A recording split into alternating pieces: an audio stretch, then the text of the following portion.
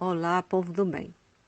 No nosso intervalo de aula de hoje, conversaremos um pouco a respeito de que maneira o nosso modo de vida pode influenciar no aparecimento de micro-organismos, que podem deixar nossa vida em risco, como é o caso da atual situação de pandemia com o novo coronavírus.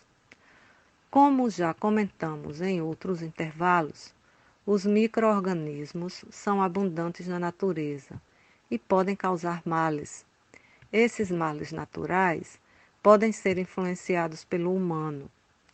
Duas questões que podemos destacar como importantes são os grandes aglomerados de pessoas, seguida de outra questão consequente da primeira, que é a necessidade de alimentar tanta gente no mesmo lugar. São dois aspectos que podem influenciar sobremaneira no aparecimento de micróbios perigosos que são disseminados de pessoa a pessoa ou de outras formas, mas que originariamente habitavam o reino animal apenas.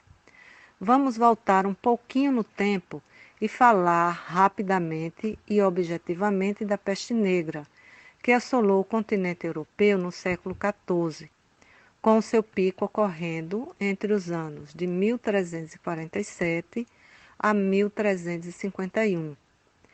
Ainda é considerada uma das maiores ou até a maior pandemia vivenciada pela humanidade. Dizimou cerca de 1/3 da população europeia.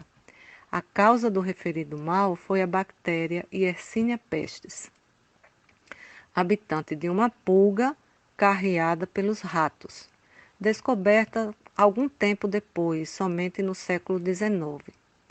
Apesar de ter comprometido severamente o continente europeu, não surgiu por lá. Provavelmente chegou até a Europa através de navios que faziam comércio da seda entre a Ásia e a Europa. Os registros históricos apontam que foi transportada pelos ratos que estavam nesses navios. Aportou nas cidades do Mediterrâneo e provocou danos que se estenderam por longos e longos anos. Foi uma afecção que inicialmente ocorreu nos aglomerados de pessoas residentes nas cidades banhadas pelo mar Mediterrâneo.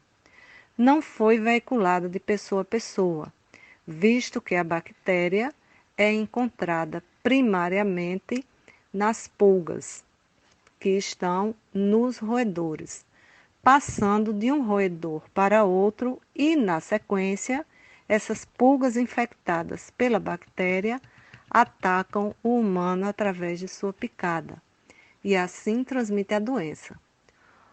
Ocorreu nessa situação algo semelhante ao que ocorre nos nossos tempos, o intercâmbio biológico, com um agente transmissor diferente do atual, que acontece pelo intercâmbio de micro-organismos de espécies animais silvestres e o humano, veiculado pelo contato de pessoa a pessoa, que libera gotículas quando fala, espirra ou tosse, e também através das mãos, materiais e superfícies contaminadas com esse vírus.